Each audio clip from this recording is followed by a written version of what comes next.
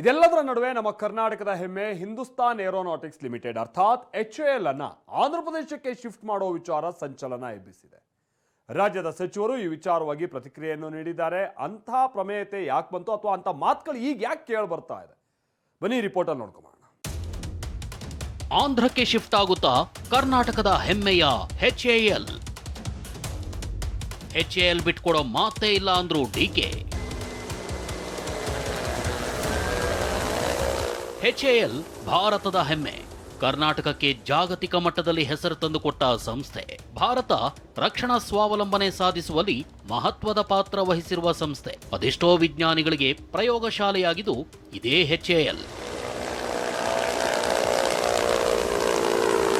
ಭಾರತೀಯ ಸೇನೆಗೆ ಲೋಹದ ಹಕ್ಕಿಗಳನ್ನು ಕೊಡುವ ಕುಲುಮೆ ಅಂತಾನೆ HAL ಅನ್ನ ಕರೀತಾರೆ. ಇದೇ HAL ಅನ್ನ ಇದೀಗ ಆಂಧ್ರಕ್ಕೆ ಶಿಫ್ಟ್ ಮಾಡಲಾಗುತ್ತಾ ಅನ್ನೋ ಪ್ರಶ್ನೆ ಹುಟ್ಟಿದೆ. ಹೌದು, ಆಂಧ್ರ ಸಿಎಂ ಚಂದ್ರಬಾಬು ನಾಯ್ಡು ಕೇಂದ್ರದ ಮುಂದೆ ಇಂಥದ್ದೊಂದು ಪ್ರಸ್ತಾಪನೆ ಇಟ್ಟಿದ್ದಾರೆ ಅಂತ ಕೆಲ ಮಾಧ್ಯಮಗಳು ವರದಿ ಮಾಡಿವೆ.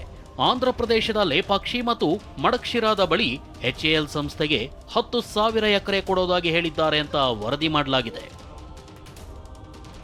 ವಿಷಯ ಏನು ಅಂದ್ರೆ, ಸದ್ಯ ಕೇಂದ್ರ ಸರ್ಕಾರದಲ್ಲಿ ನಾಯ್ಡು ಅವರ ತೆಲುಗುದೇಶಂ ಪಕ್ಷ ಬಹುದೊಡ್ಡ ಪಾಲುದಾರ. ಮೇಲಾಗಿ ಮೋದಿಗೆ ನಾಯ್ಡು ಹತ್ತಿರ.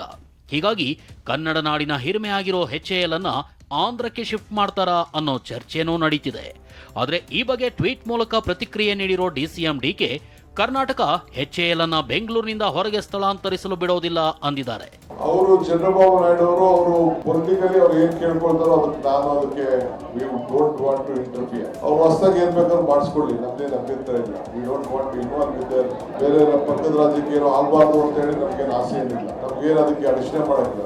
ನಮ್ಮ ರಾಜ್ಯದ ಆಸ್ತಿ ಏನಿದೆ, ನಮ್ಮ ರಾಜ್ಯದಲ್ಲಿ ಮೊದಲಿಂದ ಕೂಡ ಏನಿದೆ ಅದನ್ನ ನಮ್ಮ ಸರ್ಕಾರ at any cost of time, ಇದು ನಮ್ಮ ಸ್ವಾಭಿಮಾನ, ನಮ್ಮ ಆಸ್ತಿ, ನಮ್ಮ ನವರತ್ನಗಳು, ನಮ್ಮ ಹಕ್ಕು, ನಾವು ಅದನ್ನ ಉಳಿಸ್ಕೊಳ್ತೇವೆ.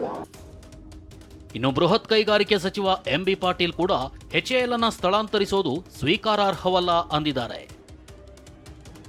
ಆಂಧ್ರಪ್ರದೇಶದ ಮುಖ್ಯಮಂತ್ರಿ ಚಂದ್ರಬಾಬು ನಾಯ್ಡು ಅವರು ಕರ್ನಾಟಕದ HAL ಘಟಕವನ್ನ ಆಂಧ್ರಪ್ರದೇಶಕ್ಕೆ ಸ್ಥಳಾಂತರಿಸುವಂತೆ ಕೇಂದ್ರ ಸರ್ಕಾರವನ್ನ ವಿನಂತಿಸಿದ್ದಾರೆ ಎಂದು ಮಾಧ್ಯಮಗಳು ವರದಿ ಮಾಡಿವೆ. ಇದು ನಿಜವೇ ಆಗಿದ್ರೆ ಇದು ಅತ್ಯಂತ ಅನುಚಿತವಾಗಿದೆ ಮತ್ತು ರಾಜ್ಯಗಳ ನಡುವಿನ ಸಹಕಾರದ ಮನೋಭಾವಕ್ಕೆ ವಿರುದ್ಧವಾಗಿದೆ. ಕರ್ನಾಟಕ ಭಾರತದ ಏರೋಸ್ಪೇಸ್ ಮತ್ತು ರಕ್ಷಣಾ ವಲಯದ ನಾಯಕ.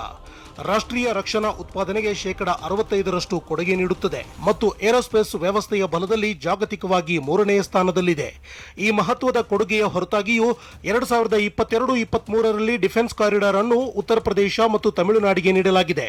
ಕರ್ನಾಟಕಕ್ಕೆ ರಕ್ಷಣಾ ಕಾರಿಡಾರ್ ಮಂಜೂರು ಮಾಡಬೇಕೆಂದು ಬಲವಾಗಿ ಒತ್ತಾಯಿಸಲು ನಾನು ಶೀಘ್ರದಲ್ಲೇ ರಕ್ಷಣಾ ಸಚಿವ ಶ್ರೀ ರಾಜನಾಥ್ ಸಿಂಗ್ ಸೇರಿದಂತೆ ಕೇಂದ್ರ ಸಚಿವರನ್ನ ಭೇಟಿ ಮಾಡುತ್ತೇನೆ.